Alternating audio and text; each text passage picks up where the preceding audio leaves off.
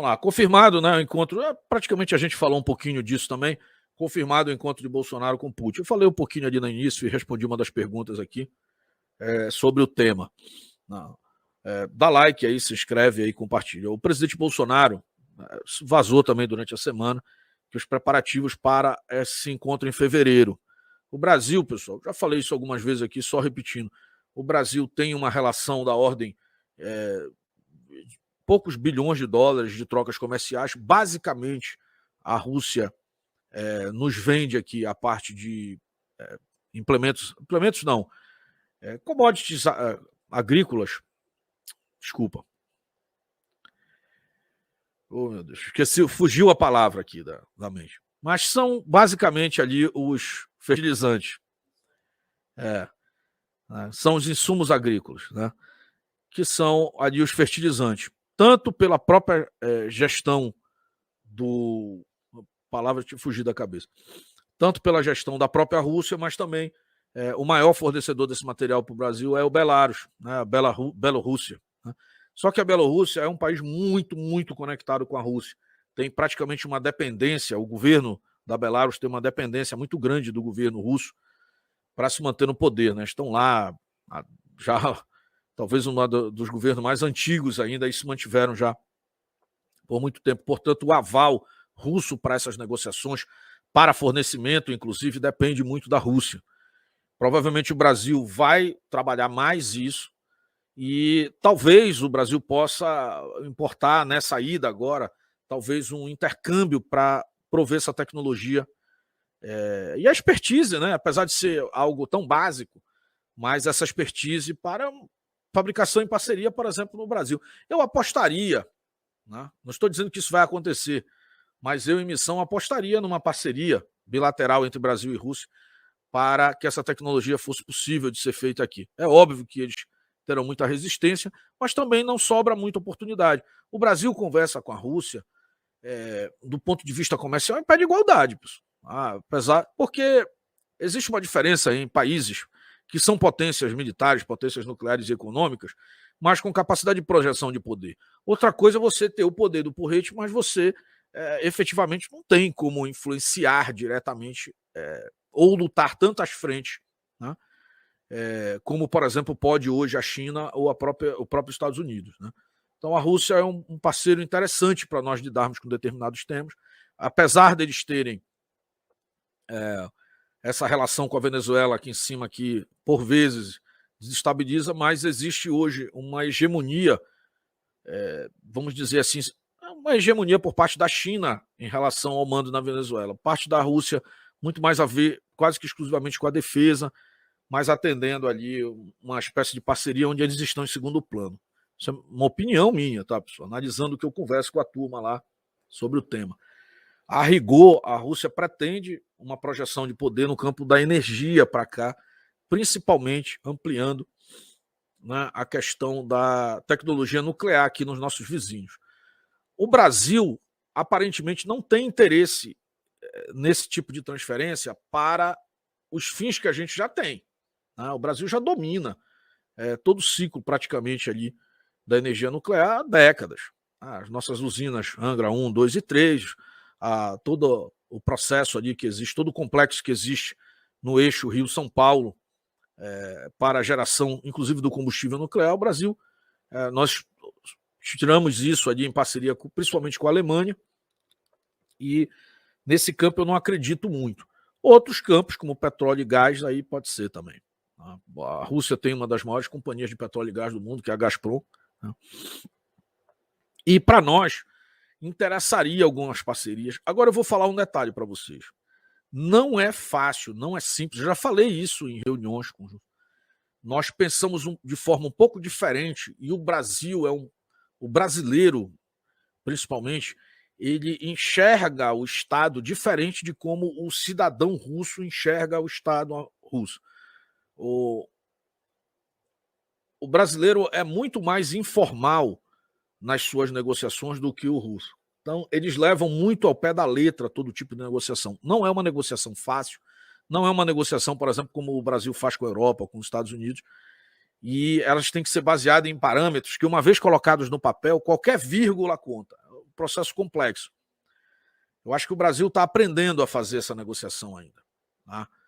E nada melhor do que estreitar do ponto de vista militar, porque se tem alguém que age da mesma forma, é o militar. O militar também ele é pouco coloquial e muito pragmático ali no papel.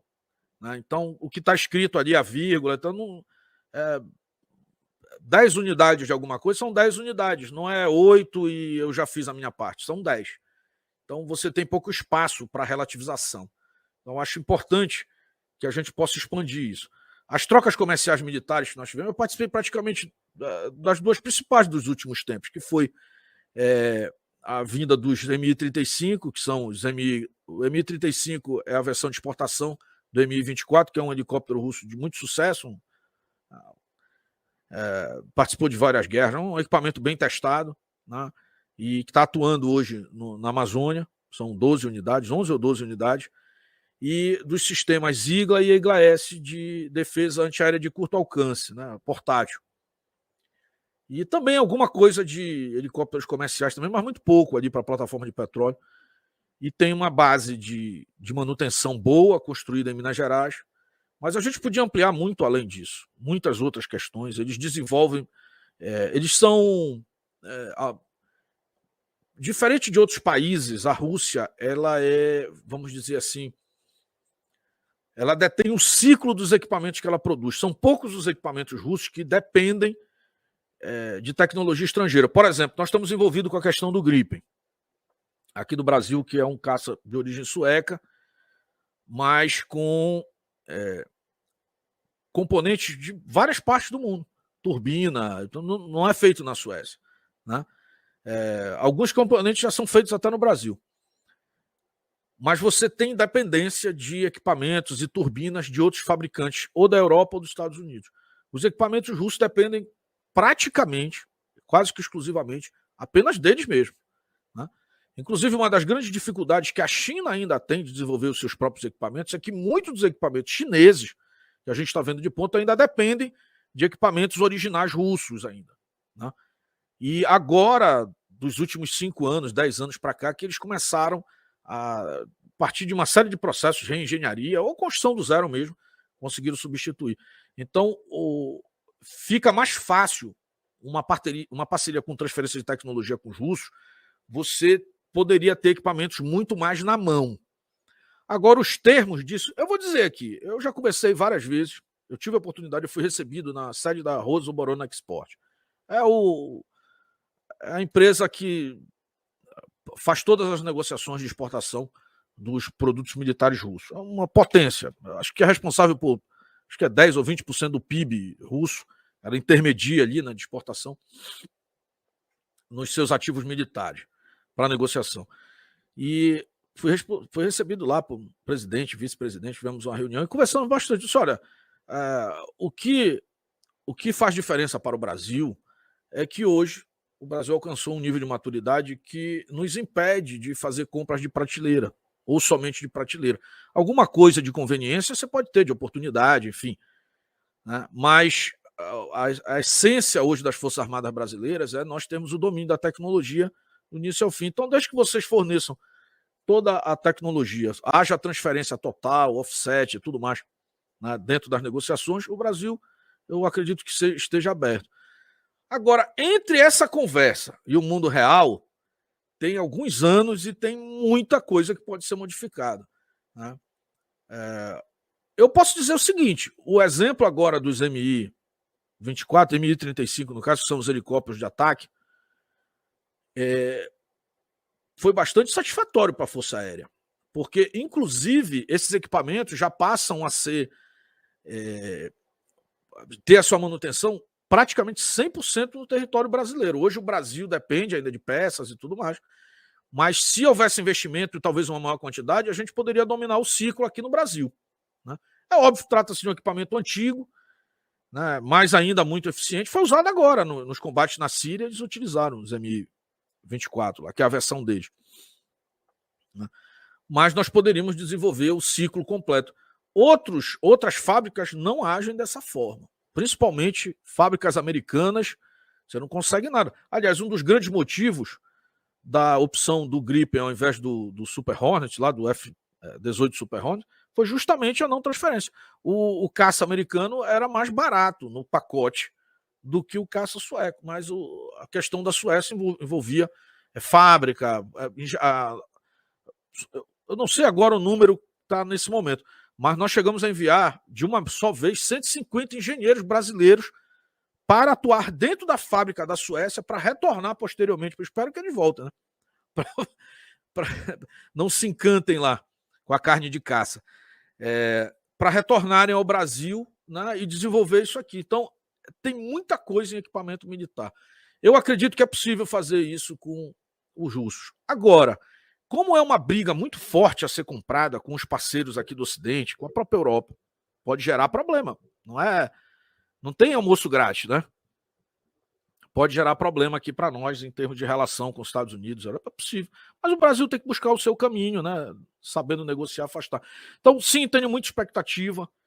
Olá, amigos do canal Pátria e Defesa, sejam todos bem-vindos. Essa aqui é a Curtas do Pátria e Defesa, o nosso canal, olha, com análises bem mais reduzidas aqui para você. São vídeos com até 5 minutos ali de análises bem objetivas sobre pontos específicos das nossas lives que nós debatemos diariamente ali por mais de 2 horas, né, por dia. Aqui no canal Curtas do Pátria, você verá isso de forma compactada, né, com recortes ou vídeos originais com até 5 minutos de duração, para que você possa aqui acompanhar esse trabalho. Para isso, eu vou pedir para você, olha, nesse momento, você chega junto, dá uma olhada aqui do lado, essa é a sua página, aqui você se inscreve e aperta aqui, ó, no botão do sininho e marca todas. Pronto, você já fez isso. Agora é só curtir e compartilhar com os amigos. Te espero todos os dias aqui com vídeos às 7h15 da manhã, ao meio-dia e 45, às 15h45, às 17h45 ou em qualquer outro horário aqui.